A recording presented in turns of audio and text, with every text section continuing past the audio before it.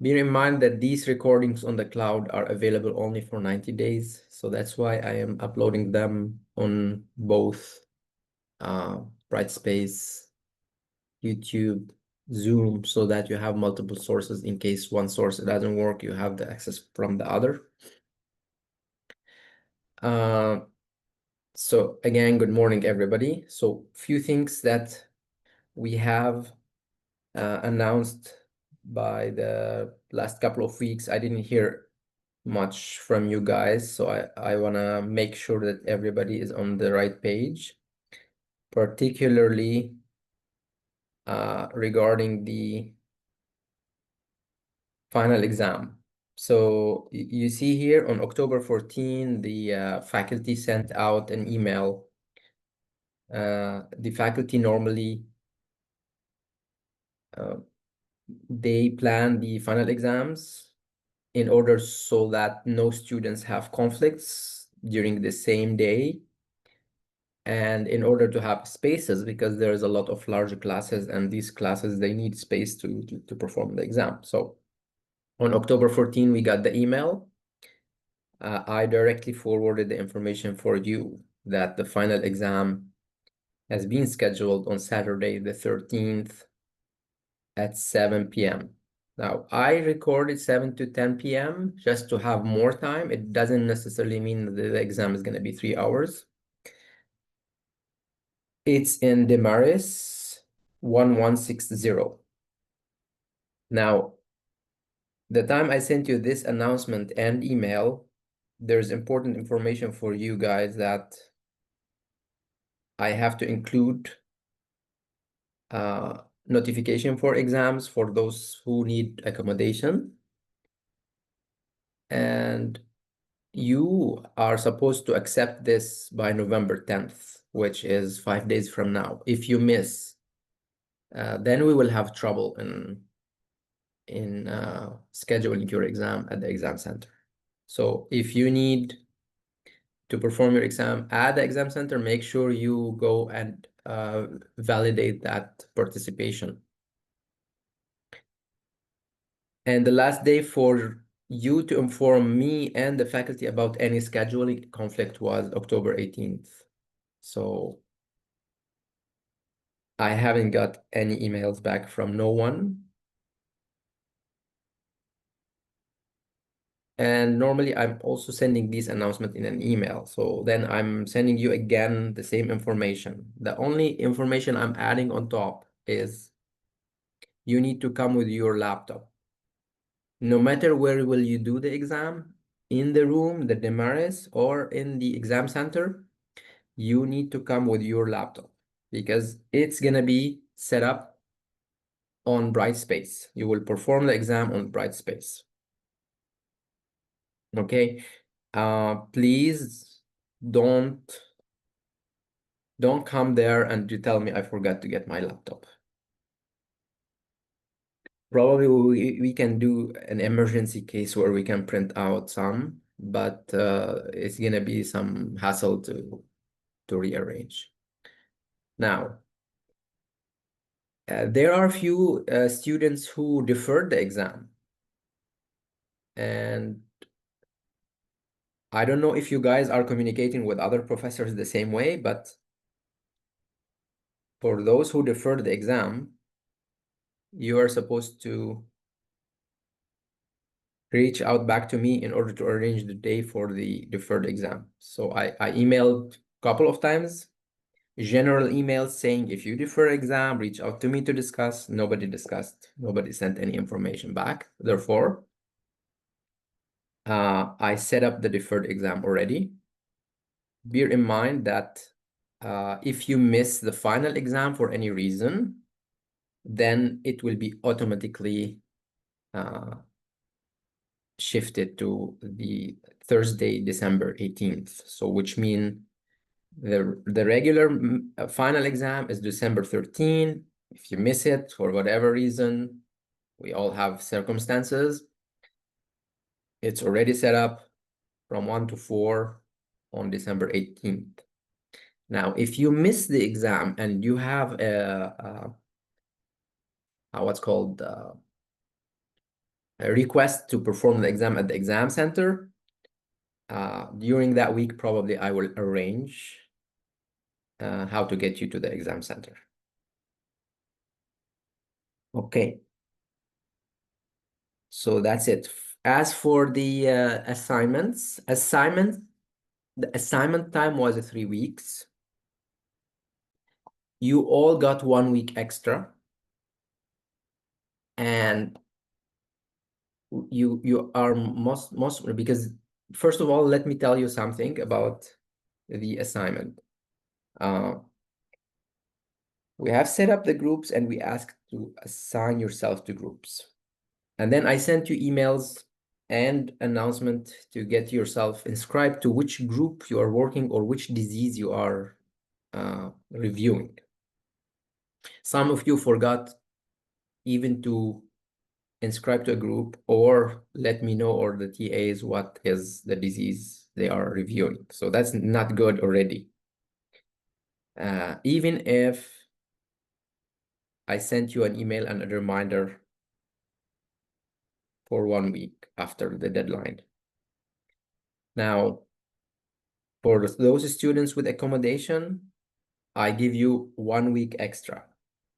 Not all the students of accommodation got that, only the students with accommodation that has written in their Ventus letter that they need extended time on the assignment. And therefore, this fulfills your accommodation. Okay. So now let's move to the lecture. If you have issues with the final exam, assignment, midterm, all that, please send me an email to book time to discuss that with you, so that we don't interfere with the other colleagues. Okay, so today's lecture is, as I said, is becoming more and more complex, and I would like to tell you that, like, if you guys think that these classes are super complex, there is a reason, because this is the nature of the class. This is the nature of the material we are discussing. Unfortunately, we can't make it simpler than what we're trying to do. But at the same time, it's showing you the molecular aspects in a very like superficial way, but it could tell you that these things are very, very complicated. And many times I mentioned that we are discussing a signaling pathway or a change in the transcription or translation, but we just look at it under the microscope on itself, and we kind of ignore all the other signals happening around in the cells. But as we start discussing disease status, like now in diabetes and heart failure, cancer, kidney disease and stuff like that, we have to start make the combinatory effect of all those. Which brings me to this interface slide that I put for you, which shows you only that protein, AKT. You see it has a serine 473 and a threonine, which is like these are amino acids known to be phosphorylated. And you can see that it's part of already 3 different types of complexes, which means, like, yes, we are studying a snapshot of the phosphorylation of the 473 in this situation that probably is activated by a protein called mTORC. But we don't have, in this particular slide, we don't have what makes mTORC active, that signal.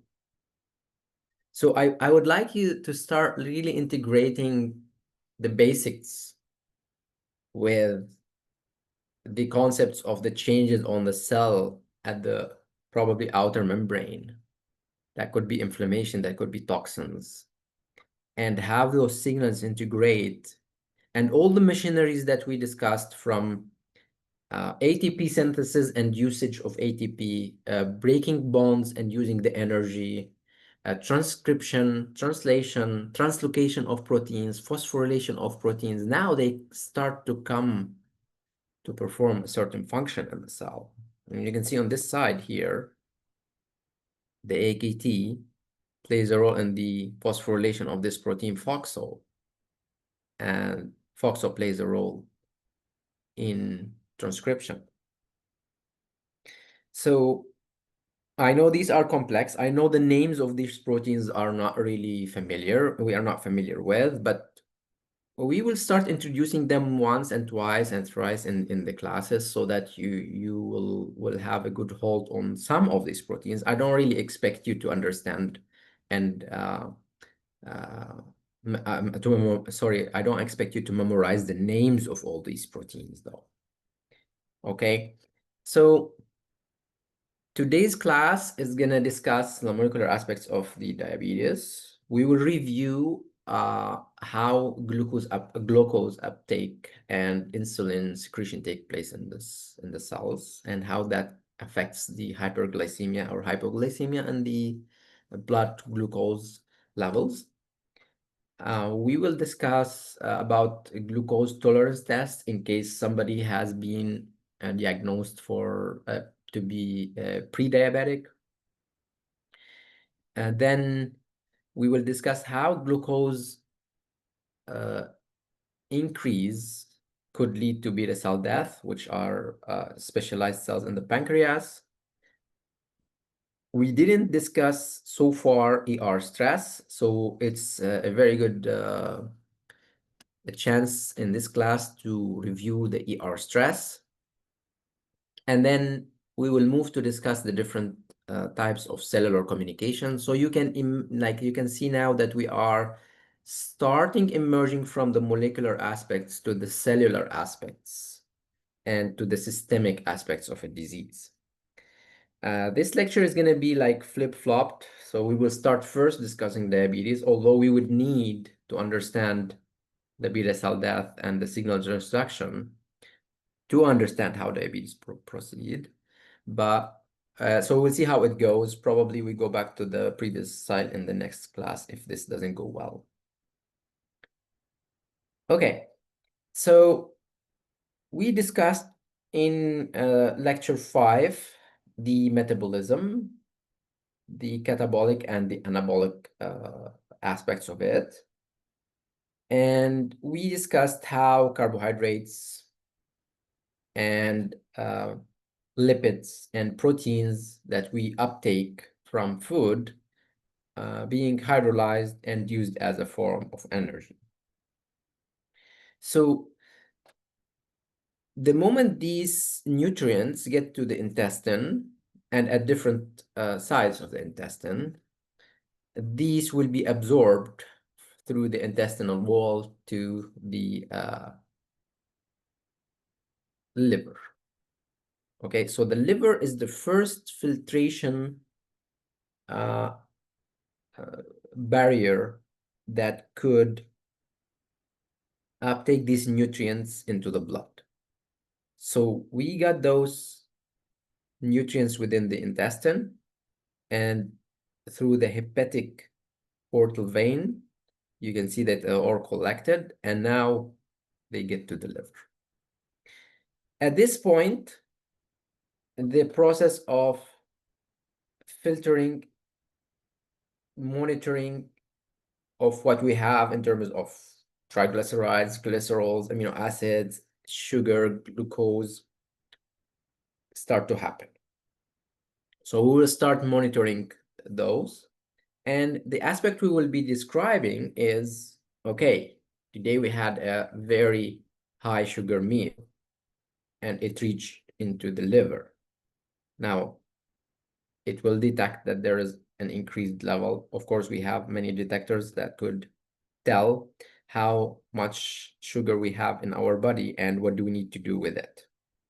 So the hepatic portal circulation is the first route where all these nutrients are being monitored. And this gives the liver a principal role or a central role in monitoring those nutrient availability. Obviously, we discussed this extensively. I'm just reminding you that we are gonna come back to this during our discussion, particularly when we speak about the glucose usage. So let me move this one here. The glucose and the glycolysis, because this is a process that happens in beta cells, in liver, in muscles, and it's a way how we control the amount of glucose that we get into our body. So if my computer allows, okay. Okay, so if we are going to discuss about diabetes, before we start discussing about diabetes, we have to mention the pancreas and the role of the pancreas in the digestion and the regulation of the glucose. So very briefly, we're not going to discuss the anatomy much. So the pancreas is divided into two different parts.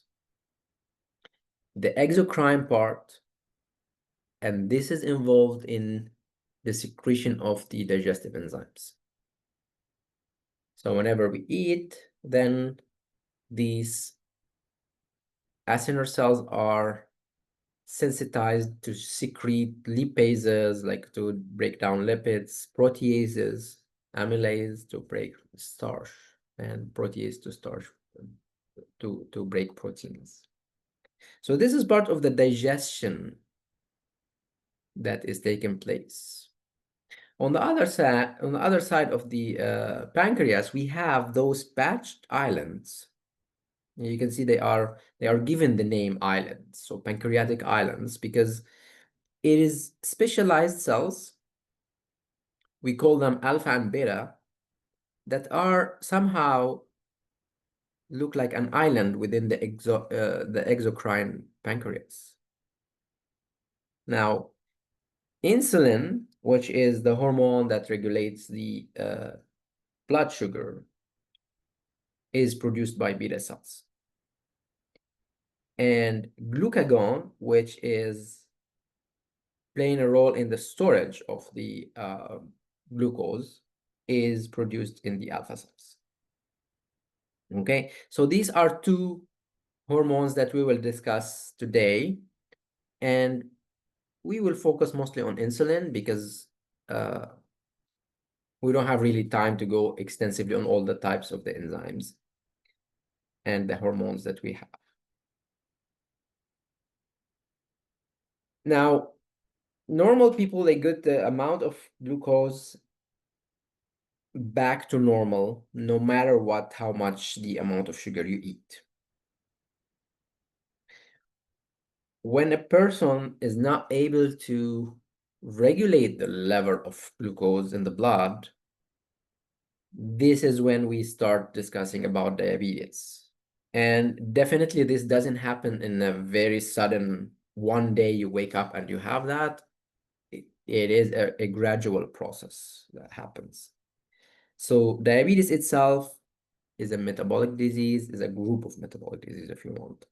And it's characterized by what? By the abnormality in the blood glucose regulation. Okay. And when you say insulin and glucagon are responsible for the regulation of the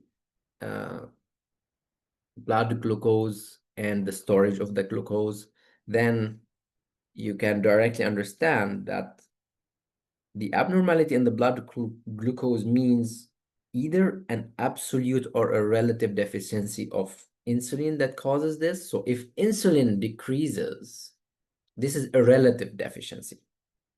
If insulin is not produced anymore, this is an absolute deficiency. Or the cells are still producing insulin. However, the cells that are supposed to respond to insulin are not responding anymore. Therefore, it's called insulin resistance. So resistance to the action of the insulin. So in one condition, you have low or no insulin being produced. In another condition, you have resistance toward the insulin that is being produced. And in both cases, you get to an abnormal blood glucose regulation. It could happen that you have both. And the complications of having both, this means it's a more complex disease, multifactorial disease that could be relating the level of the insulin and the resistance at the same time. Now, two types of diabetes, type 1 and type 2. Type 1 is insulin-dependent diabetes. It means type 1 is 100% depending on the levels of the insulin. And type 2 is mostly related to the resistance toward the insulin. Now, it's good to remember that during pregnancy, there's multiple metabolic shifts that happen. And bear in mind that the circulation of the mother with the circulation of the baby, that has a massive load on the heart because the liquids are almost like doubled. In addition, some of the pregnant women develop what we call gestational diabetes, which means they have a transitional increase in their blood sugar, but this goes back to normal after delivery. That's why we call it gestational diabetes. And the fourth form of diabetes, diabetes insipidus, which is not related really to the levels of the insulin. So it's not a deficiency of insulin. It's not a resistance toward the insulin actions. However, it's related to the ADH hormone, which causes the release of more liquids out of our body. And in this situation, the kidney is filtering out more water from our body under the control of the ADH hormone. And therefore, if you think about it, your body needs around, like relatively, our blood is like 5 to 6 liters, depends on our body and mass. Most of that is water plus blood cells. If the ADH hormone forces the filtration of more blood in the kidney and therefore release of more water and urine out of your body, then it's going to shrink down, the volume of the blood is going to shrink. And this will automatically make solutes in general high. One of them is glucose. So the glucose levels are becoming high, okay? So we are not going to discuss about gestational and insipidus diabetes. We will focus mostly on type 1 and type 2. And the etiology of these two forms of diabetes are kind of well studied now, and we know that the levels of glucose in type 1 or type 2 diabetes could be regulated in different ways. So once happened, unfortunately, diabetes, you can't really cure it. There's no real cure for that. The only thing you can do is to live with it and minimize the side effects. Okay. So type 1 diabetes, it starts with an injury or death of pancreatic beta cells. So it's very clear that now if you have pancreatic beta cells dead, you are not producing insulin, and therefore this prevents the insulin release. So it's either absolute deficiency of insulin, the more the death of these beta cells, the more the deficiency of the insulin, and therefore the more you need to depend on outside sources to regulate the levels of the sugars. Okay, now the major causes of diabetes type 1 is autoimmune disease. Like it's an autoimmune response. This means our body reacts towards beta cells and kills those beta cells. I'm not going to go to the aspects of how beta cells are being killed by our own immune cells. I will be more focused about the levels of glucose in the blood and how we regulate it and how insulin is secreted and how do we regulate it. Okay, now 95% of the type 1 diabetes is an autoimmune disease and 5% is idiopathic. This means not really known what's the cause. So how does it happen? Some people have genetic predisposition, meaning they acquire mutations either in the human leukocyte antigens or in genes regulating the T cell mediated hypersensitivity. And those genetic predispositions cause that T cells would recognize beta cells as non-self and attack those cells and probably kill them.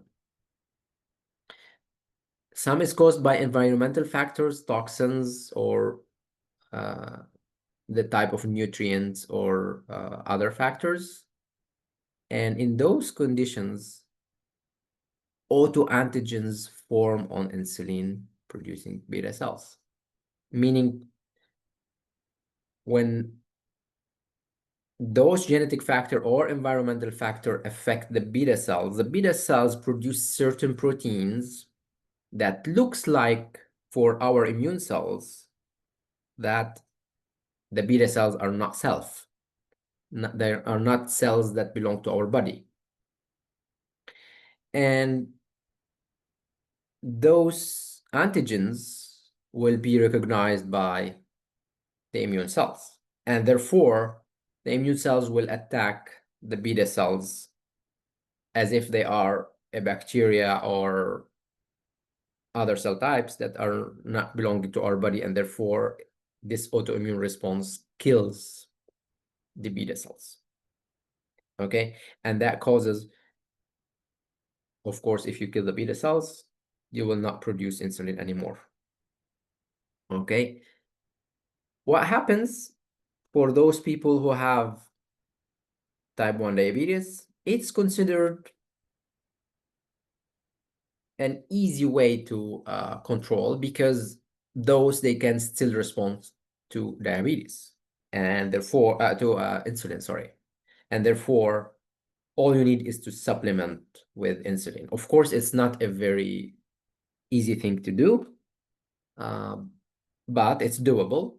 Therefore, they get these insulin shots and they could regulate the blood. Now, you have to be very careful that if you are supplementing a patient with insulin, it has to be very tightly regulated because you don't want to inject a lot of insulin and cause hypoglycemia. In other words, hypoglycemia is very low blood sugar. So you deplete out all the glucose from the blood and store it, and then you don't have enough sugar in the blood. So that's called hypoglycemia. Okay, so I have embedded a lot of videos in this class. Probably we can't go for all of them, but please go and watch those videos because they are very well animated and it can help you very well. Also, you can go to the pages that I posted here, 461 in the pathophysiology. It describes the predisposition of the autoimmune disease. Now, probably I haven't introduced you yet to the immune responses. I hope I will have time because the 3 next classes would be about cancer, heart, and pharmacogenetics. If I have time, I will introduce a little bit about the immune response, but I hope you have a good idea about how the cells recognize our antigen compared to non-self antigen? If not, please let me know. And in the next class, I will introduce in a couple of slides how our antigens are being made and how our body recognizes our cells compared to non-self cells. Okay. Before I move, is there anything that needs to be clarified or repeated? And please, you can unmute yourself because I don't see the chat. Okay, sounds good. So then we go to the second type of diabetes. The second type of diabetes is type 2. And now we are speaking about insulin resistance. Therefore, you are producing enough insulin, but this insulin is being resisted. Otherwise, it's going to circulate in the blood. It's going to go to the cells like muscle, adipocytes, and kidney and liver, but it's not able to perform its action. So therefore, insulin has no or little effect on those cells. But now this, you can imagine, it's an overtime consuming process, an ATP producing process, because you are producing a lot of this insulin that is perfectly fine, that is being processed, that is being translated, that is being secreted. But then our body is not using it. Of course, this will make a feedback loop, which means the cells will keep asking for more insulin. And the beta cells are producing more insulin, but that insulin is not being recognized. It's similar to you are sending a message to someone and it never gets to his email. You keep sending that message again and they don't see it. And then you send again that message, and so you are producing a lot. You are making a lot of effort to send that message, but the other person is not really recognizing that you're sending it, which means it's a type of stress that we will discuss. Now, over time, beta cells may be damaged because they are producing a lot of insulin. Plus, because you are ordering a lot of this insulin, you have a chance that you start producing impaired form of insulins. And you get to a point where you don't have functional insulin at all, which brings you to a similar situation of type 1 diabetes. Okay. 90% of diagnostic cases, unfortunately, are type 2 diabetes in clinics. And it mostly affects people above 30 years. Compared to type 1 diabetes, it shows up in youngers as well. Now, when this happens, we get to the point where we have high blood glucose or hyperglycemia. Okay. And hyperglycemia is a cause of many, many disorders that I will have in the next couple of slides, a snapshot on it, and we will watch a small video about how that affects our body. Okay, but this part of the slide summarizes for you type 1 and type 2, and clearly saying that in type 1, we don't produce insulin, and therefore we have much less insulin to get those glucose molecules into the cell. So if we look at a healthy person,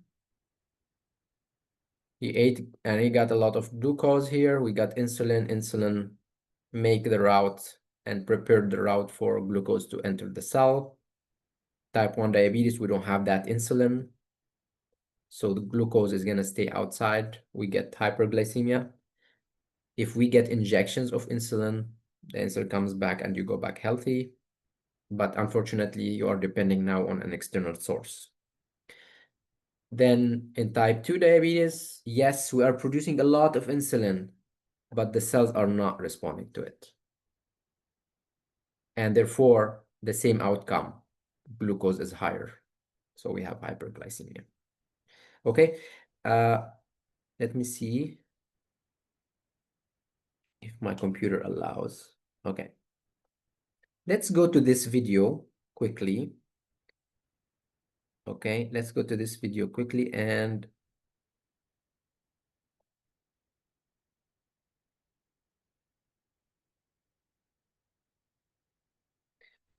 we continue our discussion later on. Okay.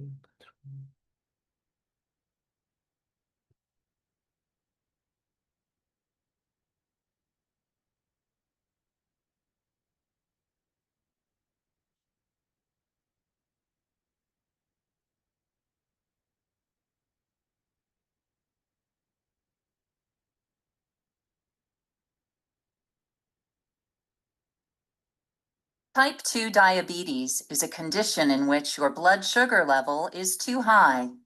After you eat foods that contain carbohydrates, chemicals in your small intestine break them down into single sugar molecules called glucose. Next, the cells lining your small intestine absorb the glucose, which passes into the bloodstream. When the blood reaches your pancreas, beta cells inside the pancreas detect the rising glucose levels. To reduce the glucose level, your beta cells release insulin into your bloodstream. As the blood circulates through your body, the insulin and glucose exit the bloodstream into your tissues to reach your body's cells. Most cells of the body have certain receptors on their surface that bind to the circulating insulin.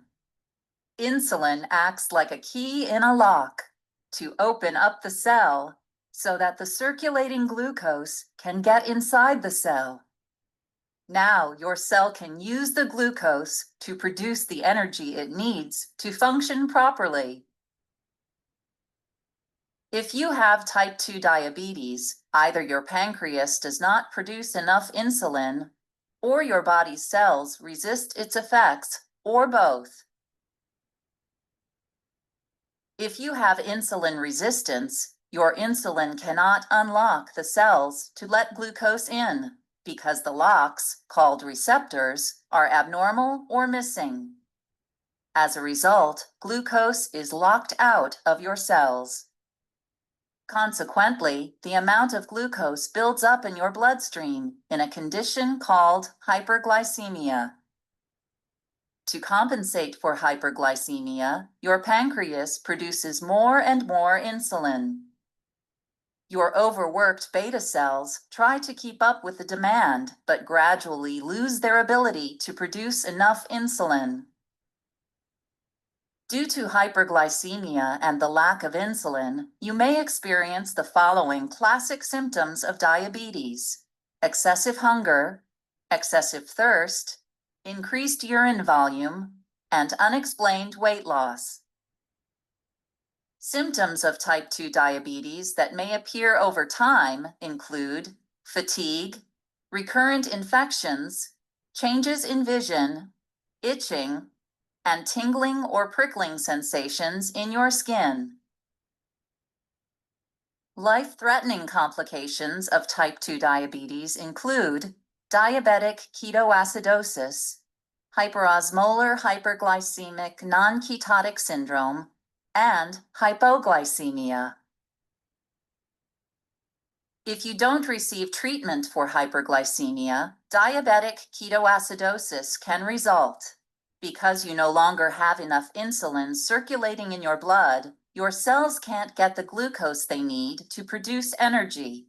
As a result, your body turns to fats and proteins as an alternative source of energy. During the fat breakdown process, certain byproducts, known as ketone bodies, accumulate in your blood, resulting in a condition called ketosis.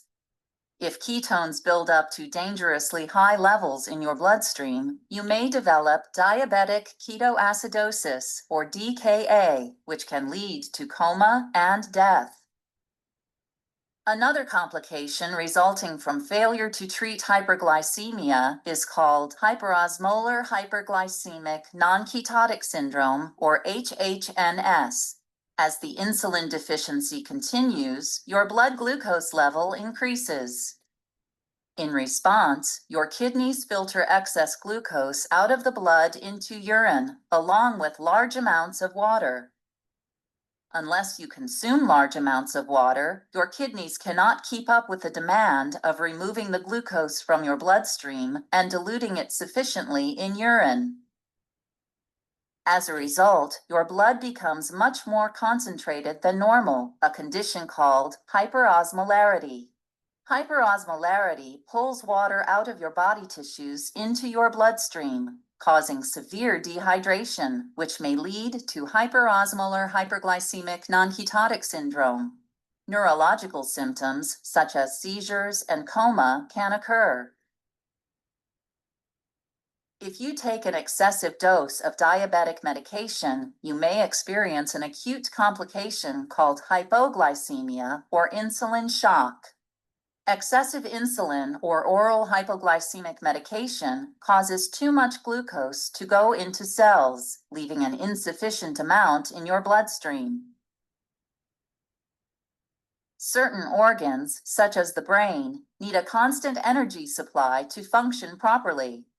Because the brain's primary source of energy is glucose, it is the first organ affected by lower glucose levels. When your brain cells, called neurons, are starved for glucose, they start to malfunction, causing symptoms such as nervousness, shakiness, and confusion. If your glucose level continues to drop, the electrical activity of your neurons diminishes significantly, resulting in seizures or diabetic coma. Over time, chronic, poorly controlled type 2 diabetes can cause degenerative tissue damage, resulting in long-term complications such as atherosclerosis, blindness, neuropathy, and renal failure. To avoid the complications of type 2 diabetes, you can take steps to keep your glucose level within a normal range using a combination of blood glucose monitoring, a healthy diet, regular exercise, and medications as necessary. You will need to check the level of glucose in your blood frequently with a glucometer. To do this, you will prick your finger with a small needle called a lancet and place a drop of blood on the strip attached to the glucometer. Based on your blood glucose level, you may need to adjust your meals, physical activity, or medication dose. Eating a healthy diet will help to lower your glucose level when you eat a diet rich in fruits, vegetables, and whole grains, have meals and snacks about the same time every day, consume the right balance of carbohydrates, proteins, and fats, and minimize your intake of high-sugar foods. Getting regular exercise, even just 30 minutes a day, will lower your blood glucose level, decrease insulin resistance, and may lead to weight loss. You may need to take one or more diabetic medications to help lower blood glucose. Some of these medications increase insulin production in your pancreas. Others decrease insulin resistance in your skeletal muscles. Some treatments increase insulin sensitivity in certain tissues. Others promote a slight decrease in absorption of glucose in your digestive system.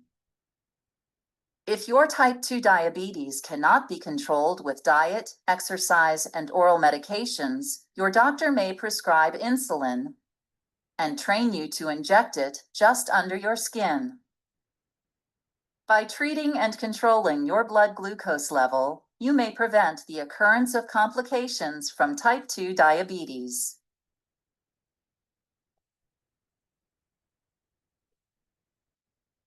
Okay, so that give us a very, very nice overview about diabetes causes, progression, and what comes next after discovering someone has been diagnosed with a pre-diabetic or diabetic.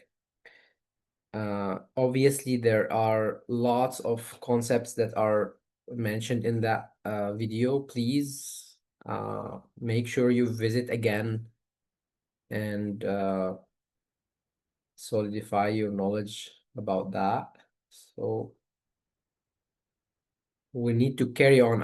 I wish I had more time to present more videos like this, but then it takes a lot of our time for the class. So if we go back to the molecular aspects of what happens to glucose when it gets to our body. So as mentioned, it gets to our blood and then it reached the pancreas, and the pancreas had measured the levels of these glucose. So it's summarized for you here as a fed state, meaning we just ate and we have the sugar increase, or a fasting state where the levels of the glucose are really low, like similar to when you sleep. So in conditions where insulin gets higher and released from the pancreas, it will target two major organs, or I want to say three major organs. I will be presenting how it looks like at the surface of those cells in the next few slides. So the induction of the insulin will increase the glucose uptake. That's what you've seen in the video. But also, it will manage the induction of conversion of that glycogen into triglyceride. Sorry, its conversion into glycogen or triglyceride. Let me try to add this link here. Okay, the laser. So that glucose, after being uptaken, it will be converted into glycogen or triglycerides. At the same time, so this happens mostly in the adipocyte and in the muscles, because muscles are also one of the major organs that use a lot of energy, and therefore they store this energy in different forms that could be used anytime. The second organ we are talking about is the liver. And in the liver, as mentioned in the beginning, it's a side of the filtration, the storage of a lot of these nutrients. And here I would like to introduce to a couple of the concepts that's reading. So glycogen breakdown to glucose. This is, again, I'm reminding you, it's a catabolic process, and it's called glycogenolysis. So you are lysing glycogen into glucose, and this causes the increase of the levels of the glucose. Fatty acid usage as well, it's the lipolysis. Again, this is a catabolic process. Similar to what we mentioned before, the amino acids, which is also a catabolic process that is used in conditions we want to generate glucose. It's called glucogenesis. Okay, so you are breaking those molecules to generate glucose. Why these are important for you to understand? If we look at this one here in the liver, how a high glucose induced insulin secretion in the pancreas. Insulin affected those two organs by storing glucose, but at the same time, it affected the liver to decrease the level of glucogenesis. Okay, so you decrease the process of glucogenesis. You don't want to generate glucose because you have already too much. And at the same time, it will increase the levels of the glycogenesis. Glycogenesis means you are converting the glucose into glycogen. Okay, so you are storing that glucose. You see the dual effect of insulin, storing in one or two organs and then shift down the balance in another organ. Now, this is in conditions where we have already ate and we have a lot of glucose in the blood. Now, if we are sleeping and it's almost like a fasting state, or you're fasting voluntarily, then the level of the glucose is low. And now the pancreas is going to respond by decreasing the level of insulin and increasing the level of glucagon. And remember, glucagon is the enzyme that causes the conversion of the where did we mention this here? Yeah, the glucagon. This is produced by the alpha cells, right? Just in the vicinity of the beta cells in the pancreatic islets, and it will cause an increase in the glycogenolysis, and therefore you are producing more glycogen from these glucose. Okay, at the same time, if you have amino acids, you can force the process of the glucogenesis, so the generation of the novel glucose molecules from different molecules like lipids and mostly amino acids. Okay, so just for you to remember, that's how the glucose looks like, the 6-carbon ring, and it's simplified to be a dot. And that's the glycogen. Now, glucagon is gonna make this process where you have these mesh-like glucose that are formed, and that's how we store the glucose in form of the glycogen when we have extra glucose. And the moment we have loss of the glucose in the blood, then we can start breaking those down into single glucose molecules, and when we can reuse it again. Okay, so this is an interplay between insulin and glucagon. So each one of these performs the opposite function of the other in terms of storing the glucose or breaking down the molecules like glycogen into glucose back.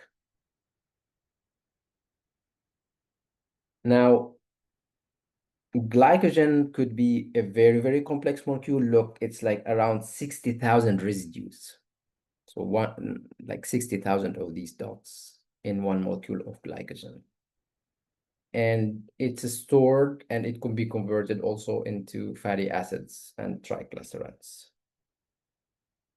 So in terms of the homeostasis of the glucose, there's many other aspects that we are not really looking at here. I just mentioned those for you because you should really be familiar with those names, that they are also playing a role in the process, although we are just focusing on insulin and glucagon.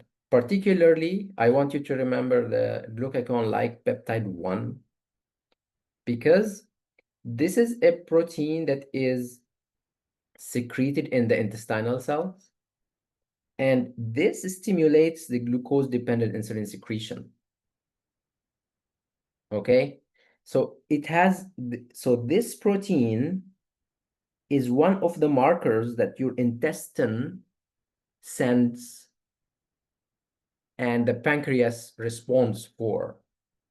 So the moment the GLP-1 is secreted by the intestinal cells, then the pancreatic cells will decide to stimulate the secretion of insulin and suppress the glucagon. And if we go back, here's the insulin. So here's the condition where we have just 8 increased glucose, and therefore glucagon-like peptide upregulates, and it tells the pancreas that now you need to send insulin out. And then insulin will cause these effects that I just mentioned. On the other side, also on the same hand, you will have a suppression of the glucagon secretion, because you don't want your pancreas to generate insulin and glucagon at the same time. If you look here, we have a condition with low blood glucose. Therefore, insulin is not produced. Now glucagon is produced. So because these contradict each other if they are produced at the same time. Okay. Now, what happens at the level of the molecular aspects when the blood glucose is becoming high. So outside of the cell, what happens? So let me see how many slides do we go. So we're gonna go 3 slides and then we take a break. So we're gonna go back to this state. Now we have a fed state, we have increased level of blood glucose, insulin is being secreted by pancreas, intestinal cells, liver, and pancreas already recognize the level of the glucose is high. Pancreas secretes insulin. And we get to this point. So I'm describing the moment that the cell recognizes that there is a high level of glucose. What happens? Okay. So let me quickly give you an overview. The first thing the cell has to do is to internalize those glucose molecules, okay? And this should be the trigger in order to release insulin. So the beta cells in the pancreas should have the capacity to recognize that, oh, there is a high level of glucose. And once they internalize that glucose, all these cascades that I will be describing for you will cause insulin secretion. And therefore, beta cells are very specialized because they already have produced at the transcriptional level in the nucleus and at the ER, the endoplasmic reticulum, a sufficient amount of insulin that is almost ready to be excreted.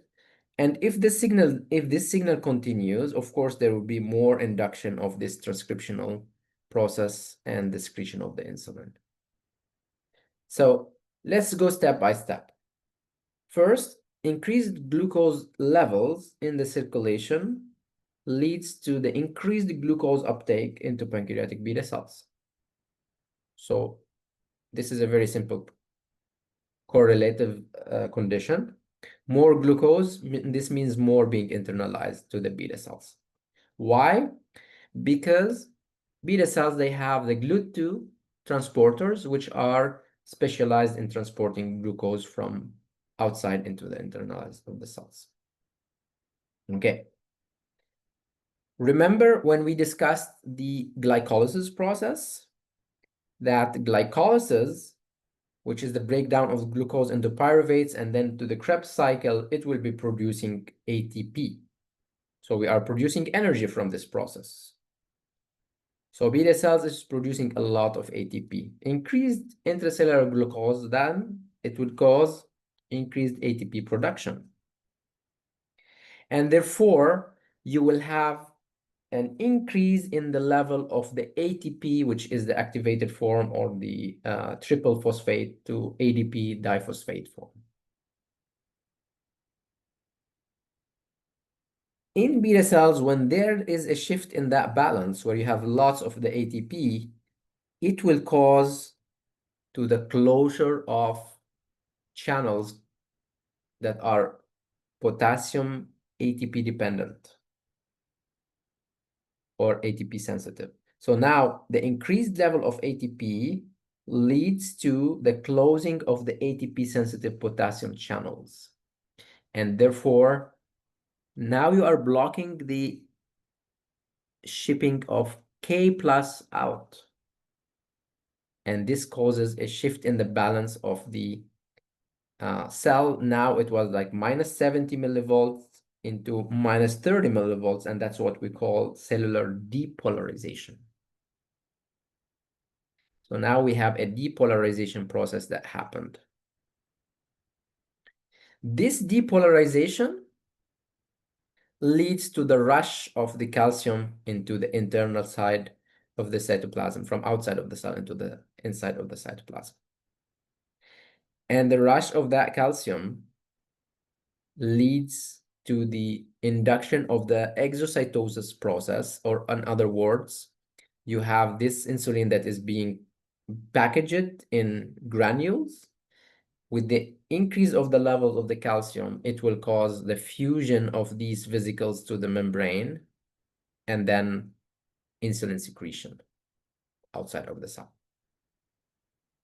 Okay, so this mechanism is also called glucose stimulated insulin secretion, or GSIS. It's very well known in literature by this name. So that's a type of a signaling process where a transporter of a metabolite leads to a shift in the metabolic aspects of the cell, which is translated by a change in the depolarization because you affected channels. One of them is blocked and the other one is activated. And then the rush of the calcium into the cytoplasm, which induces this exocytosis process. Okay, so this is also one of the functions that we didn't discuss before about calcium. We discussed about calcium inducing cell death before and mitochondrial damage. Okay, now you can see here that we have GLUT2. So GLUT2, this is the transporter that is responsible for glucose transportation from an outside into inside of a beta cell. If we go to the next, then we see more or less a similar representation, but now we see GLUT1 and 3. GLUT1 and 3. In other words, the distribution of those glucose transporter is different from one cell type to another. But yet, the effect is more or less the same. But now I will go back to remind you about one very important aspect. Only beta cells could produce insulin because beta cells, they have the capacity and the turn on of the insulin gene. So the transcriptional aspects of insulin happen only in beta cells. And now this process causes exocytosis of insulin because it's being one of the genes that are being prepared for secretion. So insulin being transcribed, translated, packaged, and secreted. But now on other cells, for example, here in conditions of muscle or in conditions of neuronal cells or in conditions of liver cells, insulin gene is not turned on in those. Therefore, you are not going to produce insulin and secrete it. However, the latest effect is going to be the same. It will be glucose is being internalized.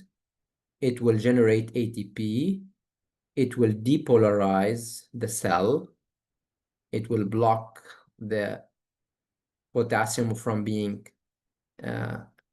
shipped out, and it will rush the calcium to be internalized, and therefore it causes the exocytosis. But the exocytosis in this process is going to excrete certain cells, certain products, but it's not insulin. So be careful about what is the cell type you are talking about and what is the GLUT, which is the transporter you are talking about. And here I put you a summary of the GLUT transporters. There's many of them. I mentioned only 4. There's like maybe 12 or 13 of them. And it tells you the distribution. So the GLUT1 is in most of the cells. GLUT2 is mainly in the liver, pancreas, and intestine. But now there's also another aspect you have to remember, that it might have high capacity or low affinity for the glucose. And this is something I will describe by the end of this class. What does it mean, high capacity and low affinity? And then you have GLUT3, which is mainly in the brain. And therefore, here you could imagine that glucose is going to be processing the exocytosis of neurotransmitters, and GLUT4, which is on the muscles. And that would be mostly regulating the amount of the glucose to be stored within the muscle. Okay? Very, very important. Don't forget, insulin is only active in the pancreas. Okay, so we'll take a break and then we will follow up on the next aspects, which is the cellular pathways and the ER stress. So let's say we come back at 10 and I will stop recording or pause recording. And if you have questions, please stay. Recording, okay. But as I mentioned before, the basal effect that causes diabetes is in principle the cell death of the beta cells or the damage of the beta cells, which brings all what we have discussed before in terms of cell injury, adaptation, and cell death back into the show. So what happens in terms of beta cells, cell death, and how the beta cells cope with that? Recall only the protein misfolding is an aspect that we didn't describe. And I believe in this class is going to be a very good notion to remember, because the cells are under stress, particularly the beta cells of the pancreas, because they are trying hard to produce insulin. And therefore, the transcriptional, translational machineries of those cells are very active, and they could be overloaded. Okay. Don't forget mitochondrial damage and calcium loads as well could play a role in killing those beta cells. So you have to project what we have studied before about the ATP synthesis and the calcium load on the healthiness of these beta cells, since they are the target of our discussion today. Okay. Now, the aspects that we didn't describe is what we call ER stress.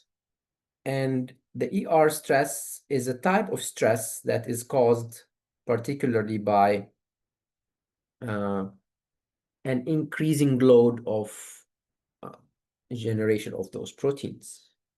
So as mentioned here, ER stress results from the high demand of protein production.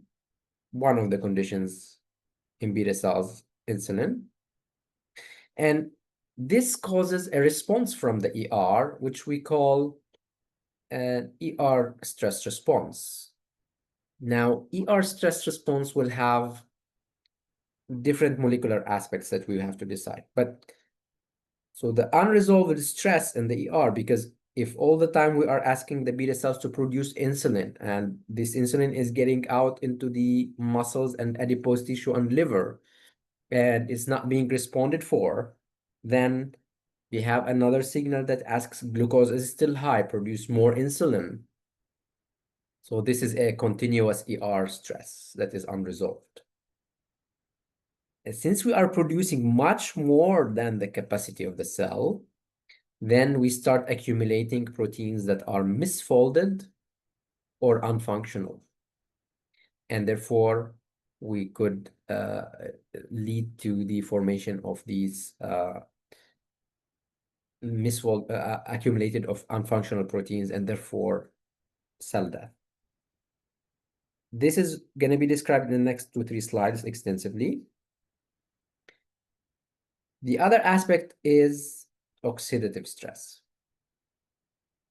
Oxidative stress no matter what is the cause, if it's a loss of these enzymes that deal with the reactive oxygen species, or whether it is the cell is not producing enough antioxidants, the reactive oxygen species could feed back to the mitochondria, as I said, and it can cause mitochondrial damage in beta cells and then loss in the ATP production. And therefore, loss of ATP production feeds back to less depolarization. Less depolarization means less insulin secretion.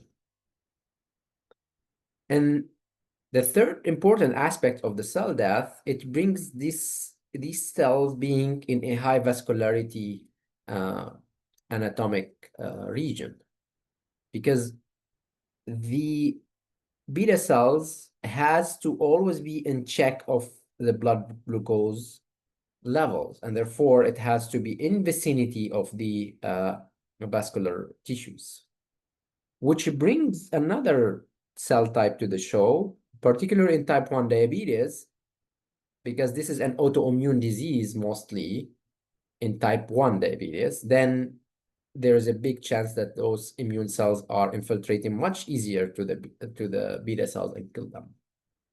So now we start to speak about multifactorial causes of the beta cell death. Some of them are intrinsic due to the induction of the insulin production.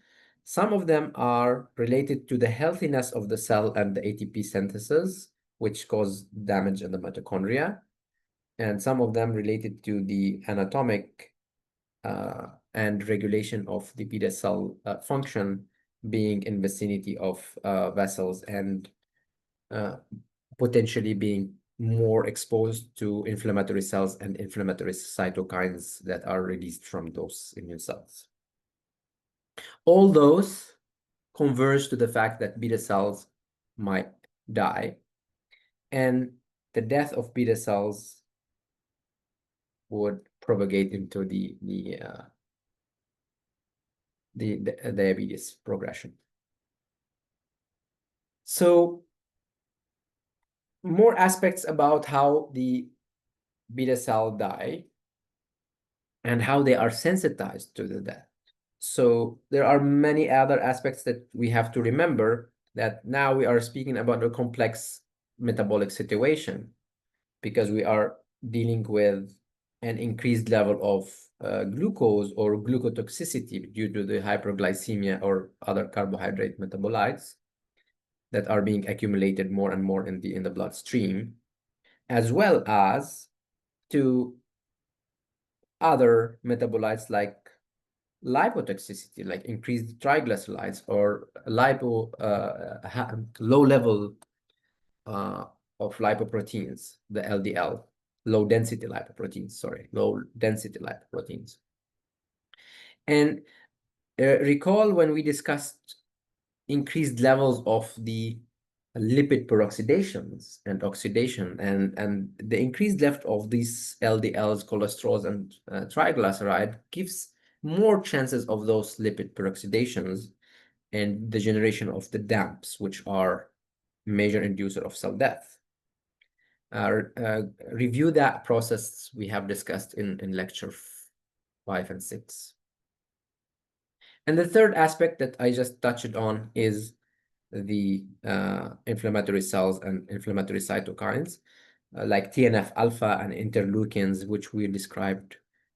They could cause the induction of the apoptotic extrinsic pathways. Okay, now between all those, because we are discussing the metabolic aspects today, hyperglycemia is the most notable contributor we are discussing. It is the hallmark of diabetes, because the chronic exposure of those cells to the high level of glucose will eventually cause induction of the death. And this is something that experimentally we tested in cell culture in animal models, and we see it in human as well. The fourth aspect is the endoplasmic reticulum protein misfolding. And now we'll stop a couple of slides to describe what happened when an ER stress takes place. Well, remember that ER is responsible also for calcium storage. And till now, we have described the three different modes of how calcium could cause injury, because its concentration in the cell should be low.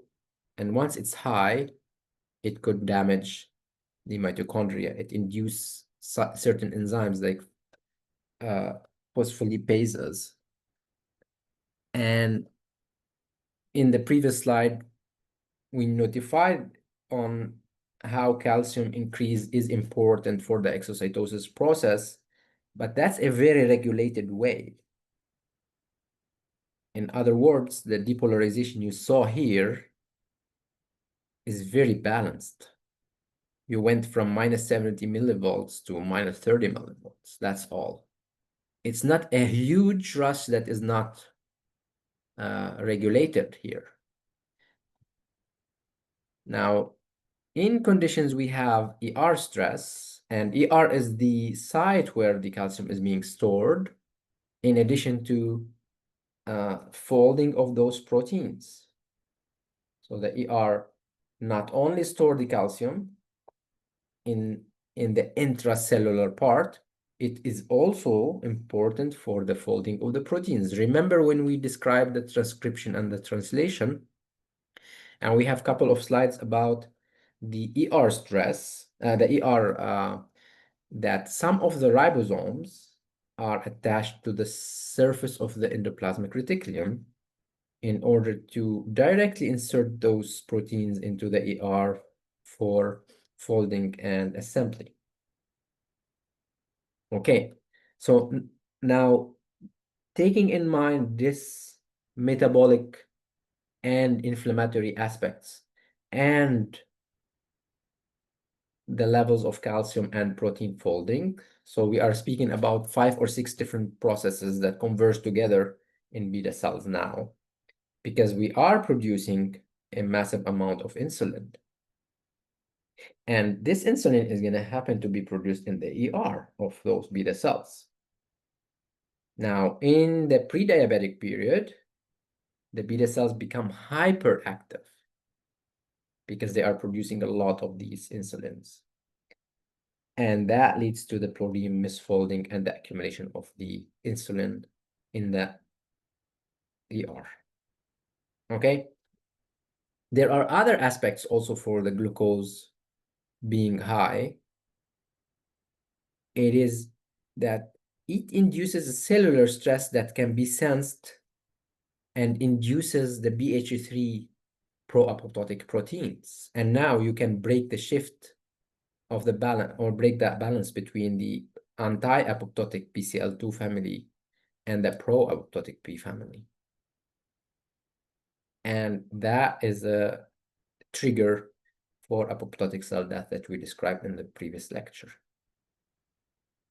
Okay, so in this slide, I summarized for you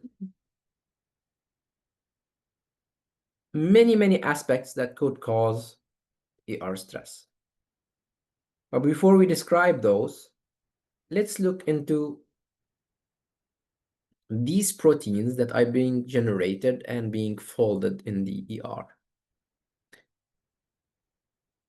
So in normal conditions, whenever a ribosome is attached to the ER and the protein is being translated, we mentioned that it has to be folded into different primary, secondary, tertiary, and quaternary structure, which happens to take majority of that part in the ER. Now, if the cell has the capacity to produce the number of proteins that is presented in this scheme, you could imagine that if you multiplied this protein in green by 10 times or 20 times, there is a big chance that you are not able to fold all the green molecules into the right size or the right orientation. And that's what we call an ER stress, because you are producing much more what the ER capacity is. Now, the reasons, it could be related to any of these mentioned here. Many of those we discussed, like ATP generation or ROS production, metabolic demand, cytotoxicity regarding some drugs, radiations, high transcription in this condition for insulin, deprivation, low pH, hypoxia, low oxygen, all that could feed back into the ER and cause the ER stress. Now remember, the rough endoplasmic reticulum is that what we are talking about here for the plotting, for the not the smooth endoplasmic reticulum, were mostly responsible for the synthesis and storage of lipids as well as calciums. So throughout this route, the proteins that are being generated in the ER has to be packaged and transported to the Golgi apparatus. Only those that are correctly folded go to the Golgi. Any abnormal protein has to stay within the ER in order to be either get rid of or keep trying to refold it, make it to fold into the right format. And that is what we call ER stress, because with time, this will disrupt the capacity of the ER to fold these proteins, and it will induce what we call the unfolded protein response. Meaning, the endoplasmic reticulum is going to be sensing that I have lots of this green molecule that we are not able to fold it correctly. And therefore, we have to stop producing this at multiple levels in order to minimize the pressure over the endoplasmic reticulum. But the cell doesn't have much time. It has to be done within a specific time span. Otherwise, it will trigger apoptotic cell death or autophagy if the adaptation process doesn't respond or doesn't really succeed to solve the situation. Okay, so what is the unfolded protein response? And how does it take place at the molecular level? Whatever of those reasons that are mentioned here in red caused an ER stress. And now the ER responded back by the unfolded protein response, UPR. Okay. If you look, you will see 3 different names of proteins. Again, I'm sorry, it's not me who called these proteins, but unfortunately you need to know them. The PERK, the ATF6, and the IRE1 alpha. Okay, so these are the 3 major signal transduction of the UPR, the unfolded protein response. I tried to summarize it for you the minimum possible so that you could remember in the future. The protein kinase, RNA-like ER kinase, which is PERK. This protein, it senses the ER and cellular stress. Now, it's a protein kinase, RNA-like ER kinase. I always advise you to read how the name was formulated. So it's a kinase, it has a phosphate. It's RNA-like, so it has to have some sort of recognition of the RNA molecules, ER kinase. And if you look at the function of this protein, PERK phosphorylates the E1F2 alpha factor, which is the initiation of elongation factor 2 alpha. So this is a translation-related protein, and this will help the protein synthesis globally. Therefore, now you have, if we go back to this green protein, how did it come to become a protein? Of course, it was a messenger RNA that was translated. Okay. how did the messenger RNA translate it? It has to be initiated to translate, right? The initiation of the translation, this is one of the factors that plays a role in that. So this PERK goes and phosphorylates that factor and blocks the synthesis because it blocks the translation of those proteins. Okay, let's go back one step. Now, could we regulate this ER stress by blocking the transcription? Go all the way to the nucleus and block the transcription. And this is the role of the activation of activating transcription factor 6. As the name says, activating transcription factor 6, ATF6. So it promotes the expression of genes that help to cope with the ER stress, such as ER chaperones, to restore the protein folding balance and homeostasis. So now, this signal, instead of blocking the transcription of the protein or the translation of the protein by ATF6, it sends back to the nucleus a signal, which is ATF6, that tells them we need more help. We need chaperones. And chaperones are proteins that play a role in the correct folding of the proteins. So we get more help in the process of the folding of those proteins. And the third is inositol requiring enzyme 1 alpha, IRE1 alpha. And again, this is a dual kinase and endoribonuclease activities. Kinase has a phosphate. Endoribonuclease, endo, this means within the middle of the molecule. Ribonuclease, RNA, and ase at the end, carrier. So this means it has the ability to process the messenger RNA. It can cleave them. And if you cleave those messenger RNAs, most probably you will block the process of translation and therefore less protein production, which helps in dealing with the process. And it's also playing an important role in immune responses and cell cycle. And we will come back to this in cancer as well.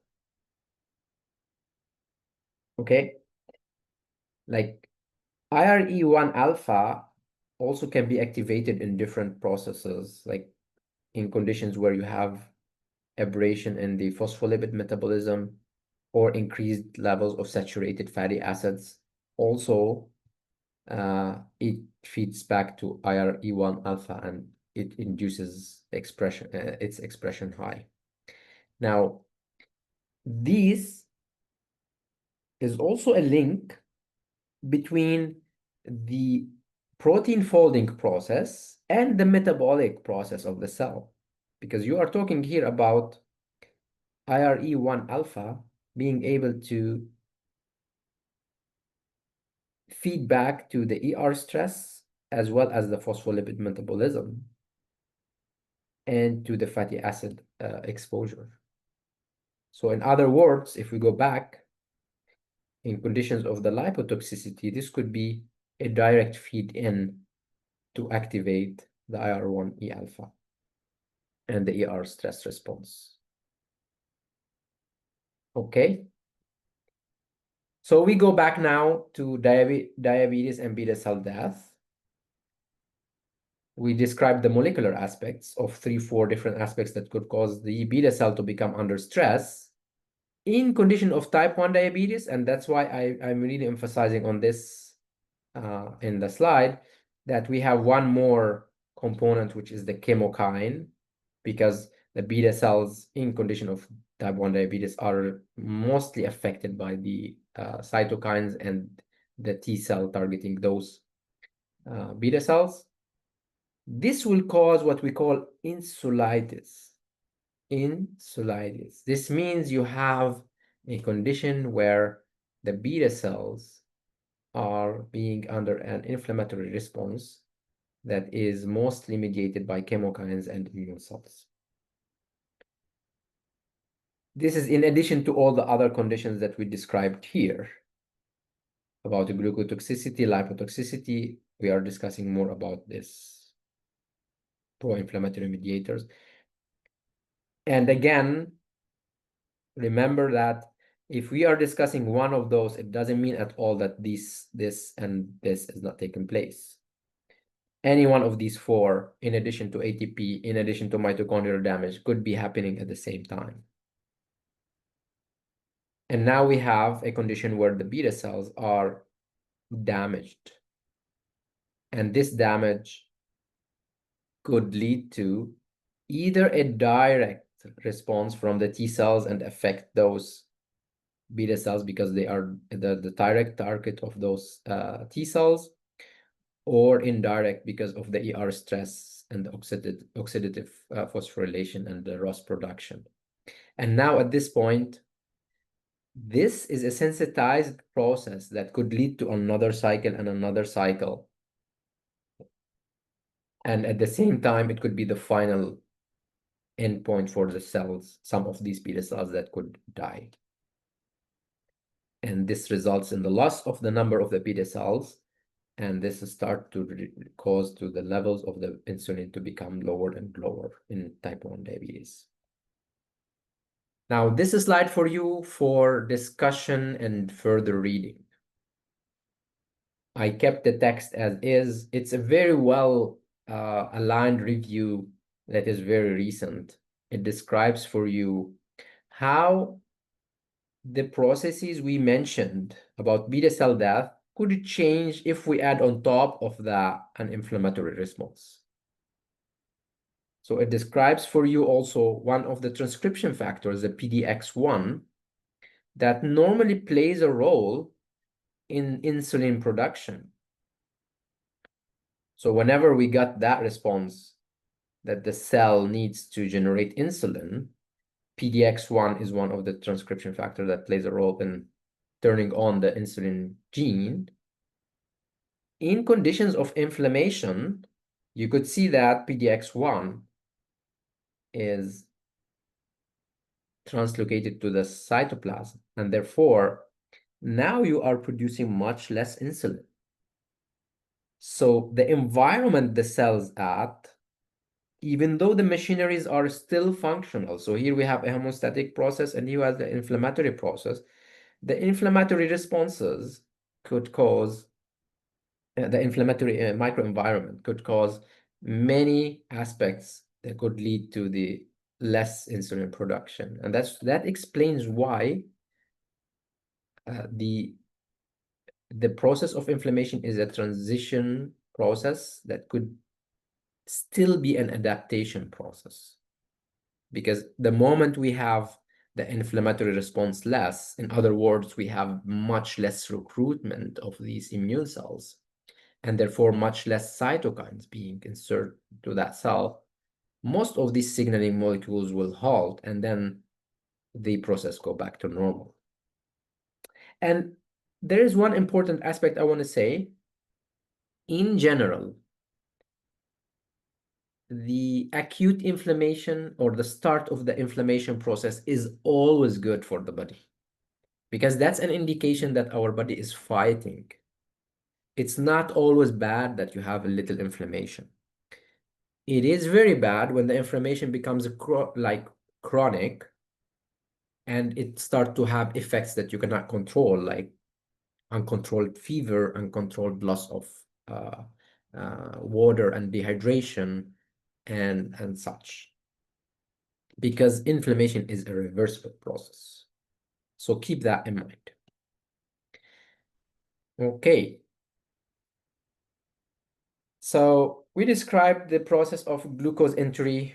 We described how that loads the organs, how the organs respond, pancreas, liver, muscle, adipose tissue. What would happen in the beta cell, how it dies, what are the stress responses it has when there's a lot of hyperglycemia for a long period of time. And now we want to understand how insulin work. So let's imagine that beta cell responded, that there's a high glucose, and then it has to secrete that insulin, which happens to be part of it here. So the cell had a signal, and it is producing insulin. And that insulin has been shipped as a hormone into the blood, and it's circulating now in the blood, and it will go to the effector cells. Let's say it's a muscle cell in this condition. Why it's muscle cell? Because now we are discussing about GLUT4, which is mostly found on muscle cells. Okay, it could be in GLUT1 or 3, which we can describe in the brain. Now, insulin binds to a receptor, and it says here a protein kinase receptor. Okay, and we have two parts of that receptor. In other words, when insulin was not here, those two parts of the receptor were not dimerized together, and they didn't have this phosphate group. But once insulin bind, these two components become dimerized, and the internal part of that receptor becomes phosphorylated. And we described this very well in the beginning of the class, because we mentioned that the binding of that ligand, which is in this case insulin, to the receptor, will cause some conformation, like conformational changes in the receptor, particularly on the internal side. And now it exposes that site that could be phosphorylated. Or in this particular situation, when insulin binds to the receptor, one part of the receptor phosphorylates the other because it has a kinase ability.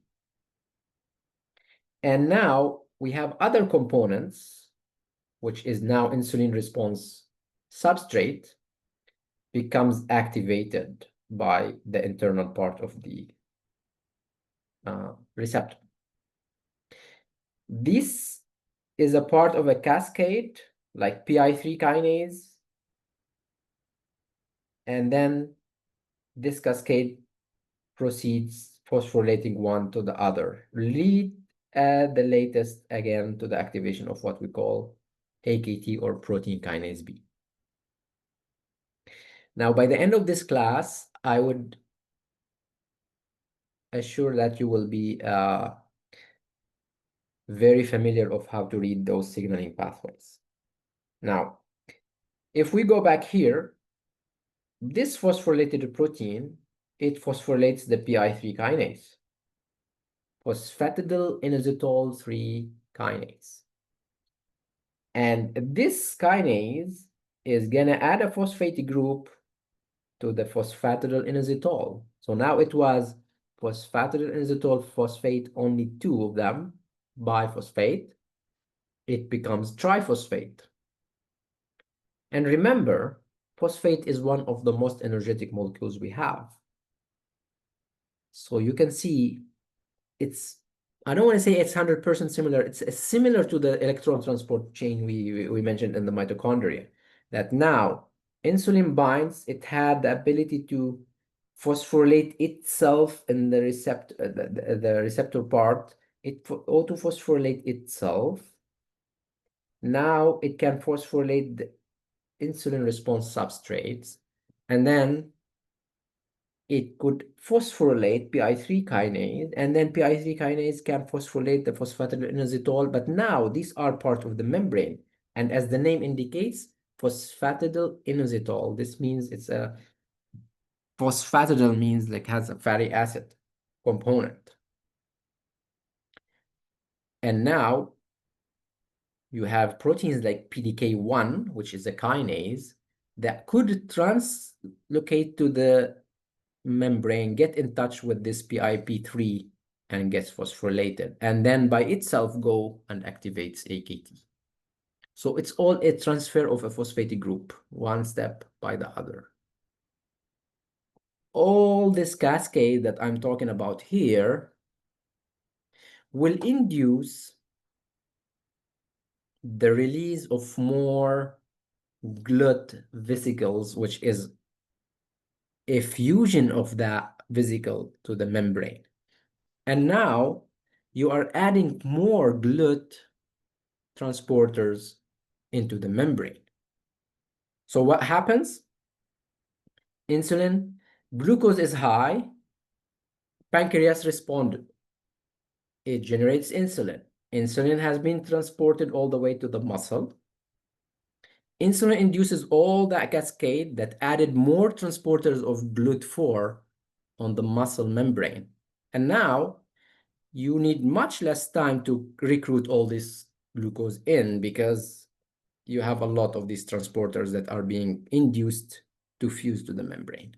And that's how you get the glucose levels lower in the blood because it's being internalized into the muscle. Okay? I hope it's clear. Here I wrote down for you what I have mentioned, so you can read it as a text. And I will just revisit this again one more time in terms of the insulin, because it's more like this part of the insulin and insulin receptor are not very well described in this slide. If we go here, again, keep thinking about the big picture. There's many other things happening in this cell. It's not just taking insulin and responding to insulin.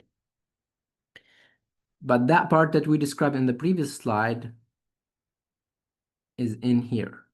And you can see that insulin with many disulfide bonds is able now to bring the alpha beta of the receptor on one side and the alpha beta of the insulin receptor from the other side. Now, this is causing what? Autophosphorylation, meaning it's autophosphorylating itself, meaning this beta subunits has a protein sequence that has a kinase activity that if insulin binds to the alpha and gets alpha like attached to the beta by this disulfide bond, then the conformational changes causes the kinase part of the beta to look and find a phosphatic group in the cytoplasm and phosphorylate itself at a tyrosine molecule, at a tyrosine amino acid. And that makes this part of the kinase active because now it has the phosphate group. And then we will have the insulin receptor substrate, whatever that substrate is. In this condition, we are describing glucose transport. We are inducing more GLUT4 that are translocated to the membrane. And therefore, now we can get the glucose. But look at all the other components. There are many other receptors, insulin receptor substrate. You have fatty acid synthesis, protein synthesis, glycogen synthesis. Glycogen synthesis, remember, that glucose will become glycogen. That becomes that mesh. It's going to be stored at those units of glycogen. Cell growth, cell survival, amino acid, electrolyte transport, all that is happening. All that happening all the way. Other aspects, a MAP kinase cascade. Again, another cascade of phosphorylation of another set of enzymes. We call them MAP kinases that play a role in cell growth, differentiation, gene expression. So please keep the big picture always in your mind when you are discussing about cell signaling, because we are focusing only on insulin, insulin receptor, and it's one of the substrate that is GLUT4. And one of the outcomes is that glucose is getting in. But there are like here 15 other signaling molecules that we are talking about. Okay. With this, we're going to close the discussion about the insulin secretion, glucose, and signaling related to insulin and glucose. And I just want to draw your attention to what we call oral glucose tolerance test.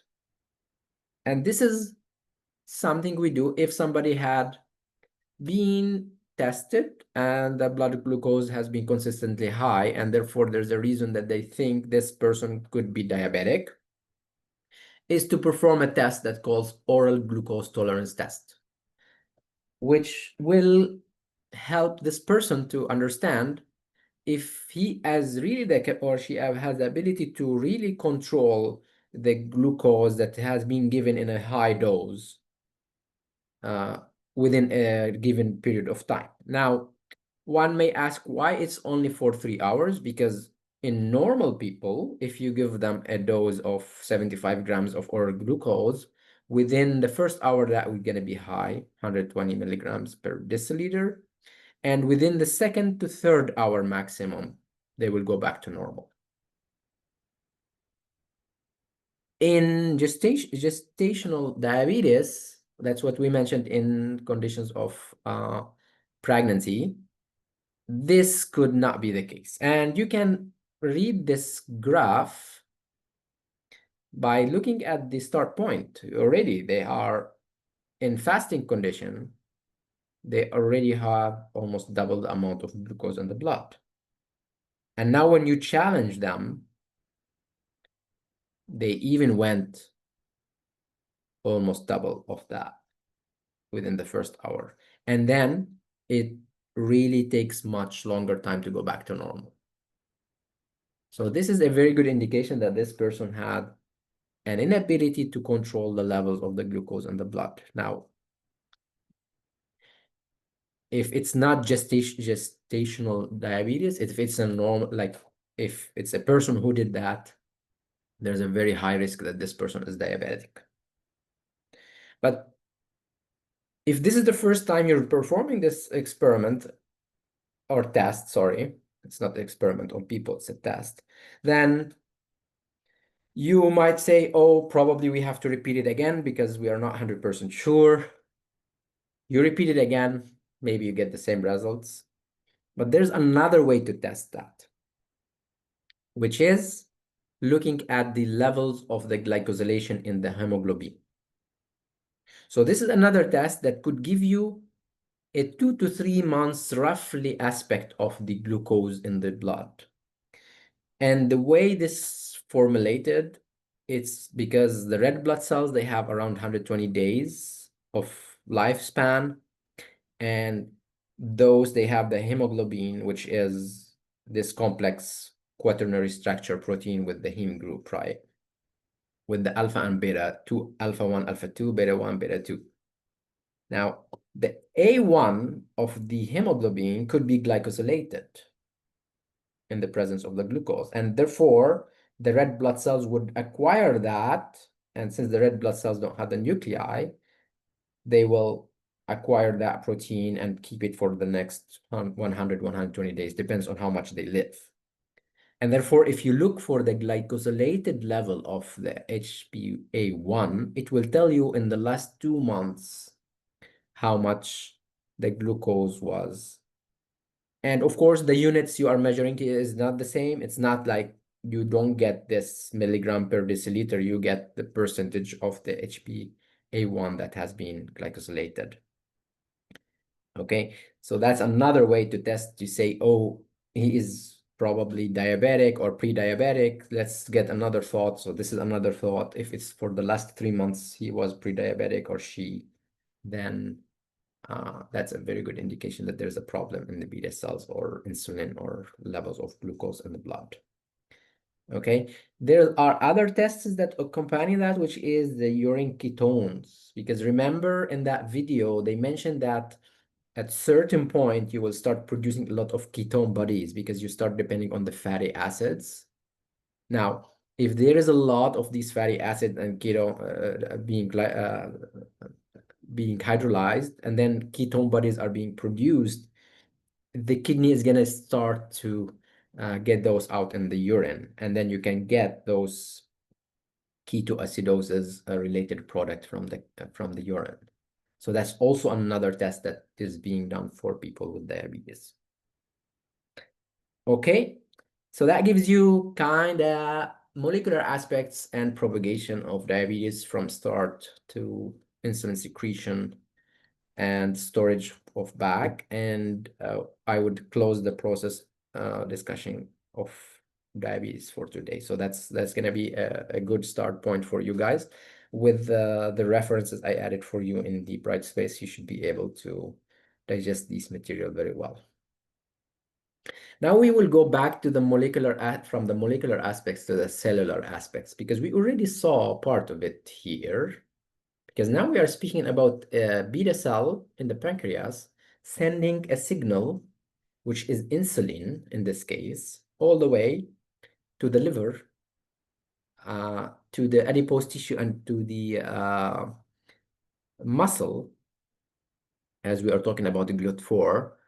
And muscle cells respond back to insulin by saying, okay, there's a lot of glucose, and now we are producing more GLUT4, and we are acquiring this glucose and bringing the glucose levels down.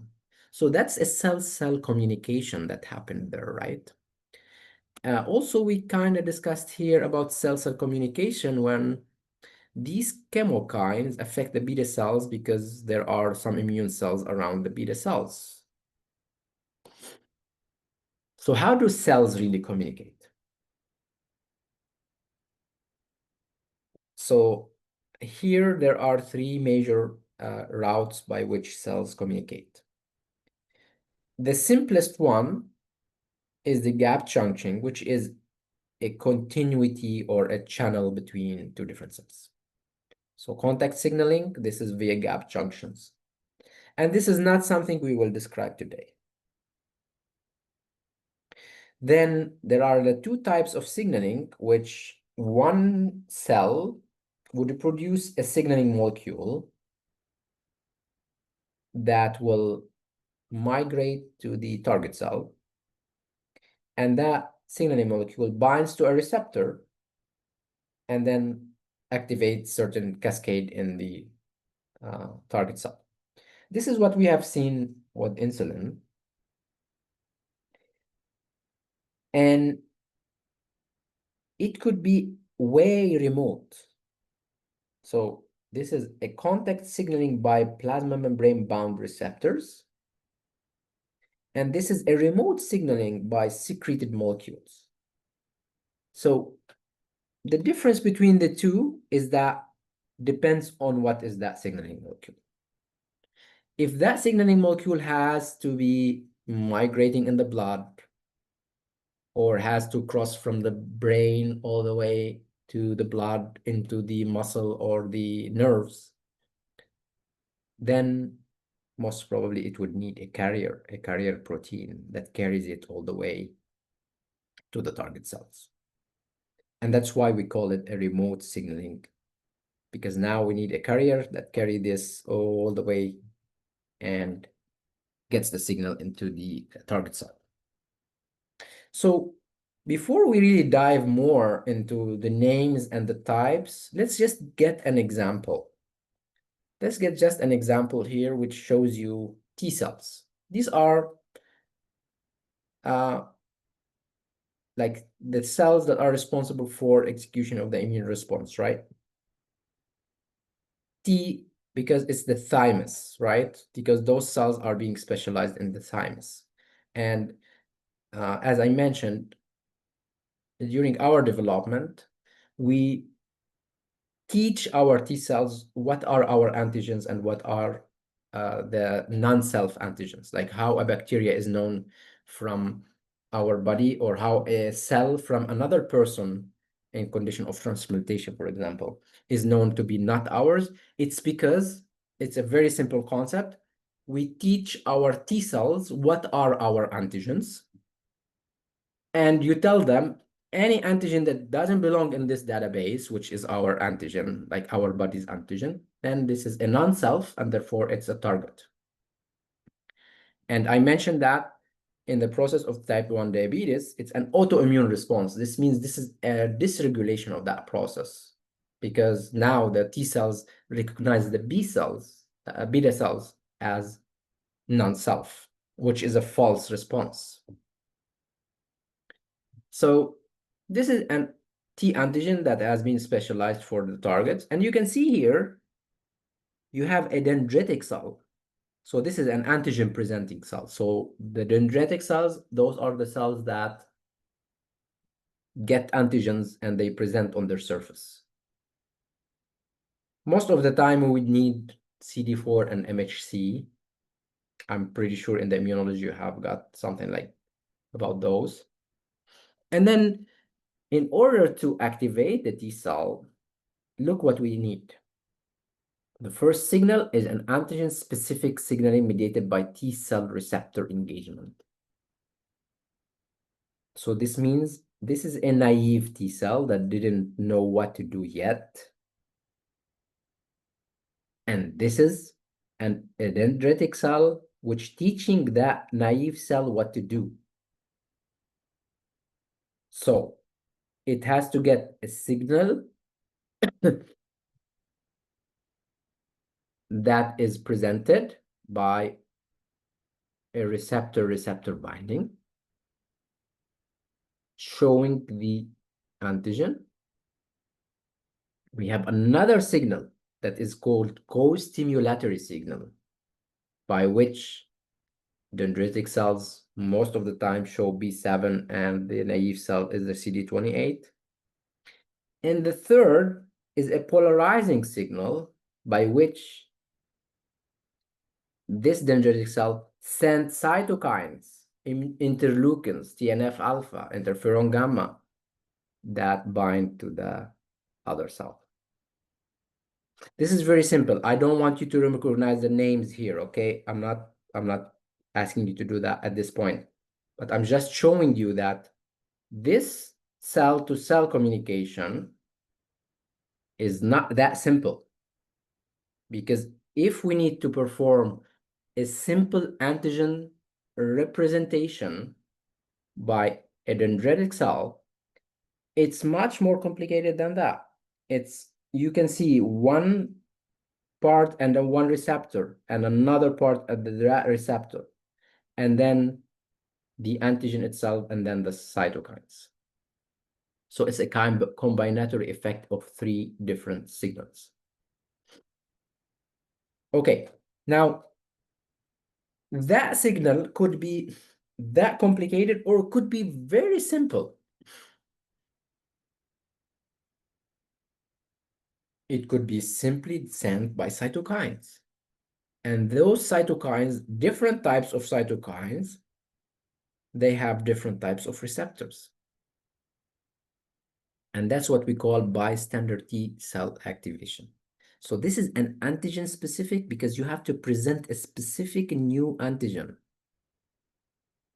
And now nobody, like, it's not any cell type can do that.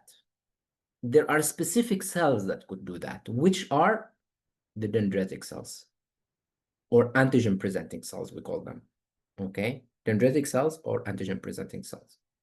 So those, they have to internalize that, let's say virus or bacteria here, process it into smaller molecules, get a small part of that tail and present it on here in green. And that's the antigen presentation for that bacteria. And now this dendritic cell is doing a very, very specific lecturing, if you want to say, to that naive T cell to tell that is the antigen we need to produce a specific antibody toward. And to make that sure, the dendritic cell reassures recognizing the naive cell with the CD28, B7, and other cytokine. Now, with the bystander, it's much more simple because these cytokines are sent randomly and they could activate any type of cells, not only this T cell. Similarly, bacteria could do that because obviously the first time we are in touch with that bacteria, we don't know what is that bacteria. Our cells don't know. And then they would activate randomly toll-like receptor 2, toll-like receptor 4, like it's written here, the name of the receptors, because they are getting sensitized by those bacteria or cytokines. Okay, so that's how a cell responds at the surface to that signal. So it could be more complicated because it's more specific. It could be less complicated because it's less specific. And the less specific, the more cells it could affect. The more specific, the less cells it could affect. Okay, so in total, we have 5 or 6 different types. I'm listing 5 for you here. The one that we mentioned is the contact dependent signaling, which requires cells to be together. It's like basement membranes, endothelial cells together, intestinal cells, heart cells, like this contact within the tissue. And that's the 5th one that we are not describing. But then the one that really dependent on secreted molecules, these act intercellular, meaning that molecule, where is it? That molecule has to be secreted and affects other cells. So that's an inter between 2 different cells. It could be the hormones and the neurotransmitters, and we mentioned that those are remote because one cell produce it, beta cells, other cell responded, muscle cell. Or one cell produced nerve, another cell respond muscle cell. So these are remote, not at the same site. But if you think about it, this is a paracrine type of secretion because one cell produce it, it's still other cells responding to it. Again, but it's remote in terms of the process. The autocrine is that when one cell produces cytokines or secreted molecules that affects the cell itself. And this is mostly used in feedback mechanisms. More text for you here to read about the types and what we have described. But now, what makes a cell respond more or less to certain hormones? Exactly as I mentioned here for the GLUT, that now insulin is inducing this cascade and you are producing more GLUT, right? And this GLUT4 are transporters for the glucose that are added to the membrane. So the cells could respond to insulin the same way because a cell could upregulate the number of receptors for that insulin. Imagine this is a beta cell, a muscle cell, and we have high glucose levels and consistent high glucose levels. Then, in order to respond better, we produce more receptors for insulin. And now you can produce much more effect in terms of GLUT4 so that you can internalize glucose faster.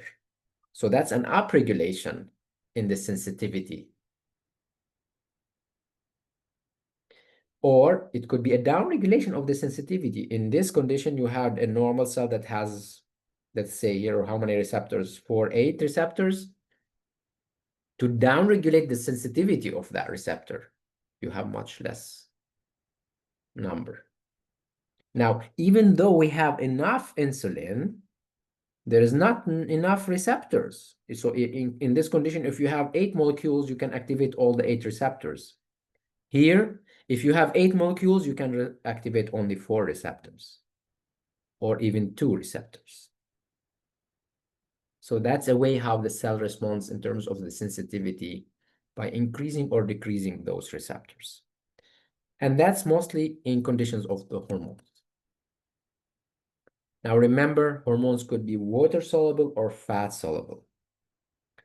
The fat-soluble, they have the luxury to pass through the lipid bilayer of the membrane and induce the intracellular function.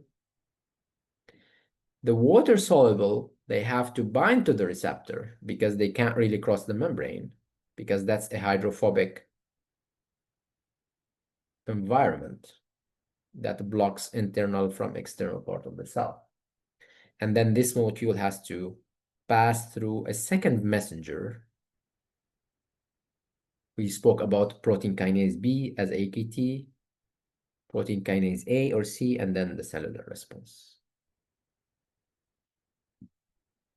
Okay, so let's recap. So if this is a hormone, and it's moving in the blood all the way to the target cell. If it's a water soluble, it has to be with a secondary messenger. And if we go back to insulin, insulin is a water soluble. Remember, insulin and glucagon are water soluble. So it has to bind to the receptor. It has to activate secondary messenger,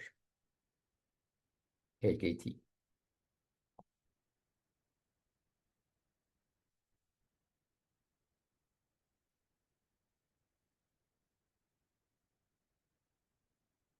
Now,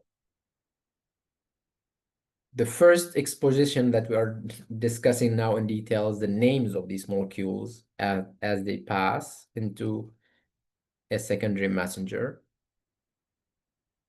This is a non-steroid hormone, which has been circulating. It's a water soluble, so it has to bind to the receptor. The receptor gets activated, and now it can bind to GTP. GTP, remember, it's our currency in the cell. We produce a lot of it. It carries energy. And now this energy can be transferred to an enzyme called adenylyl cyclase. Why? Because now we can generate a secondary messenger called cyclic AMP. We convert the ATP into cyclic AMP. So this is our secondary messenger. So the binding of this target to that receptor gets this component, the GTP binding part of that receptor, active, and then cause the adenylyl cyclase to become active. And now it can take that ATP and make cyclic AMP. Now, cyclic AMP can do many different functions. Activate protein kinases. Protein kinases can add phosphate. It can activate substrate. Some of them could be converted from one product to another. Some of them could be activated. Some of them could be silenced or deactivated. The process is written for you here. Okay, so this is the cell signaling component. Let's add a little bit more complexity of that. Some of these hormones, this is a steroid hormone, could play a role in two different aspects. It comes with a carrier molecule. Remember, it's coming all the way from the site of this generation because now it's not soluble. It has a carrier molecule. And the part of the steroid that is fatty acid or lipid or lipophilic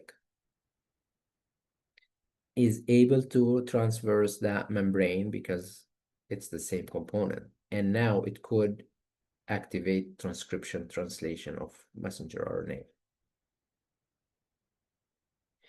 It could also bind to a receptor similar to what I just described here, and then activate a secondary messenger. And that secondary messenger could lead all the way to the cascade to be activated, like protein kinases and phosphorylations. Now, in red, the activation is much slower compared to green because secondary messengers are much faster in terms of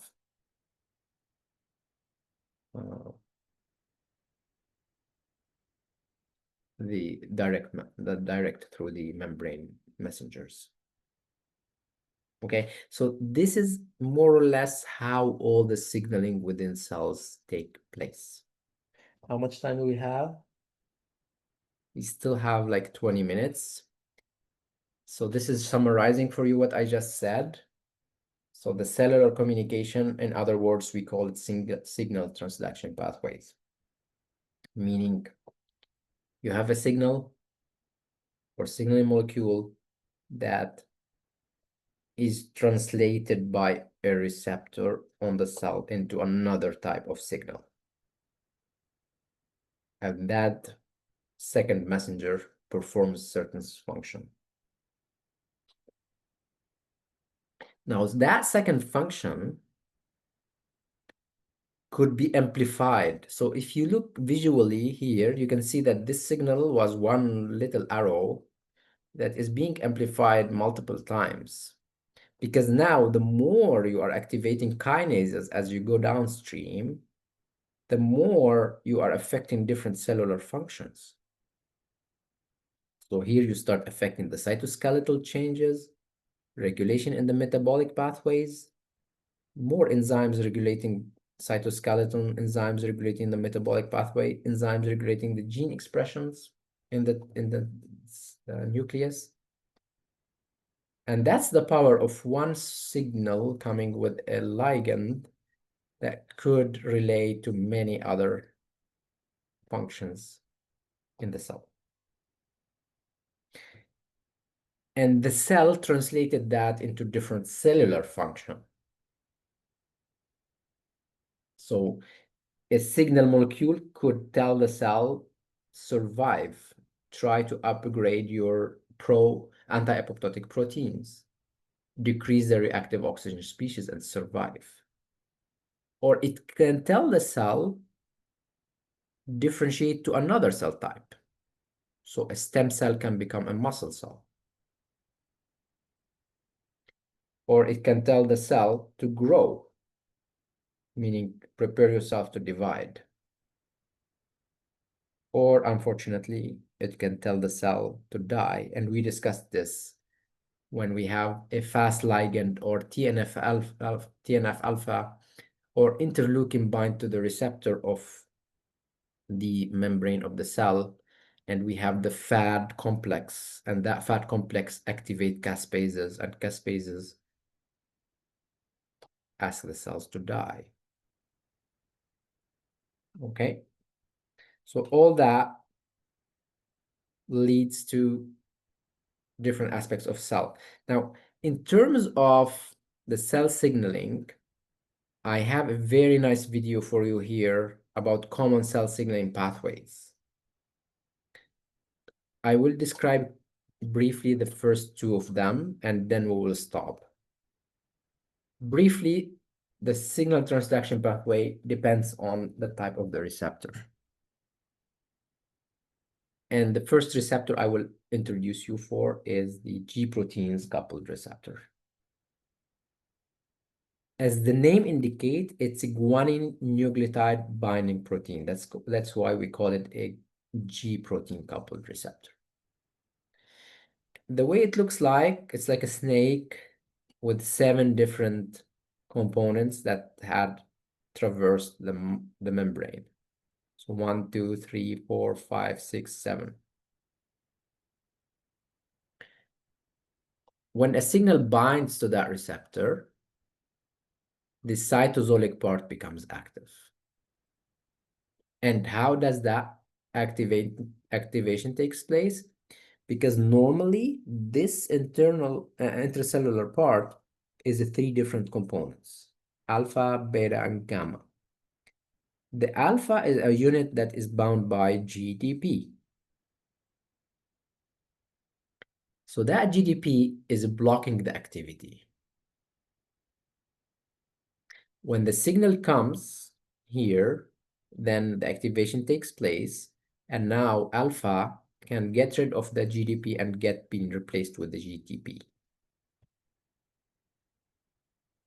And now we have the ability to dissociate the alpha with the GTP as an active part of the receptor, and beta gamma another part.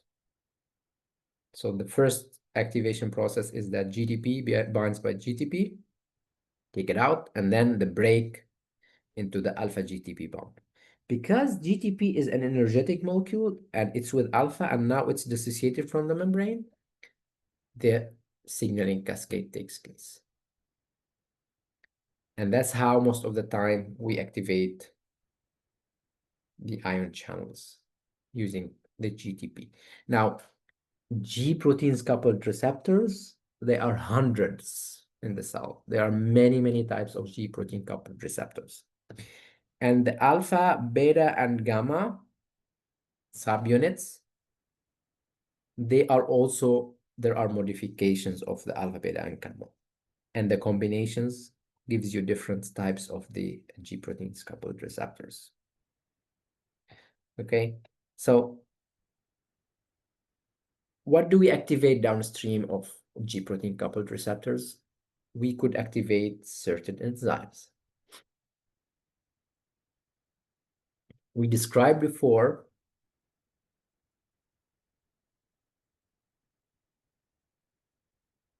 the cyclic AMP. So in principle, this was a simplified form of the G protein coupled receptor. Because this guy here, it represents the alpha subunit. And now the adenine lysocyclase, it activates the cyclic AMP, which leads to the activation of the downstream kinases. So if we go now, that's the ATP and that's the cyclic AMP, just showing you that the difference is very little between the two. When this G protein coupled receptor binds, then we have the alpha subunit bind to the GTP. And now it generates the cyclic AMP because of which enzyme? Because of the adenylate cyclase. When cyclic AMP is generated, it directly activates protein kinase A, and protein kinase A can go on phosphorylate proteins. So this is one part of it. The other part is that the activated alpha subunit, it could activate phospholipase C. And again, what's phospholipase? Phospholipid and lipase. Phospholipase C. So it's an enzyme that can break down lipids. It breaks them into what? Into IP3 and diacylglycerol. Inositol triphosphate, we already talked about this molecule multiple times, and diacylglycerol. The inositol triphosphate, it translocates to the ER, release the calcium, and that calcium is needed to activate protein kinase C. On the other hand, diacylglycerol itself activates protein kinase C. And therefore now you have on one side cyclic AMP and activation of protein kinase A, and on the other side, different molecules work together to release calcium and activate protein kinase C. And now protein kinase C can lead to the activation of downstreams. Okay, so you can see now the cascades are starting to roll more and more. I will stop with the signal transduction of the G proteins, and in the next class I would present the next one. But I would really ask in the next 10 minutes, I don't think it's 10 minutes, it's even less, to watch this video. And you can do it at your base. You don't have to be in. I would stop like just at this slide, but please go and watch this video because it's very, very important for you to understand the difference of the G proteins, and it will get you prepared for the next tyrosine receptor kinase and serine threonine receptor kinase. Just one last note I want to say is that the signal transduction pathway through the receptor tyrosine kinase, we already described it before because insulin receptor, which is here, insulin receptor is a tyrosine receptor kinase. So what we described with the insulin applies for the tyrosine receptor kinase. Okay, so where is it? So here, please make sure to go to this video. And then if you want to prepare for the next round, because there's a lot of names of proteins, I have added more videos here to look at. For further reading and as an application, we can discuss the role of the G protein coupled receptors in opioid receptors, which is endorphins in this case. And how do we activate the endorphin receptors? So this is an example of G protein coupled receptors as well. So there are very nice videos here that describe for you the usage of endorphin to induce the G protein coupled receptors, because endorphins are external or the natural or the body synthesized secreted molecule that activate the G protein coupled receptors or the opioid receptors. And how do we use morphine and other types as a medicine when somebody has a surgery or pain in order to apply on opioid receptors to block the pain. So this is very well described in this paper here, in this book, and these slides has many nice videos to have a look at. Okay, we will recap next class. Finish up the tyrosine receptor and the serine threonine receptor, and cancer heart would be the next couple of sessions. Okay, I'm gonna stop here. I'm gonna stop recording and stop sharing. And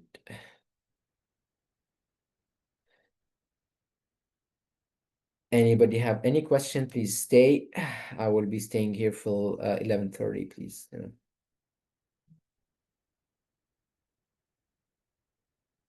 Stop. Yes.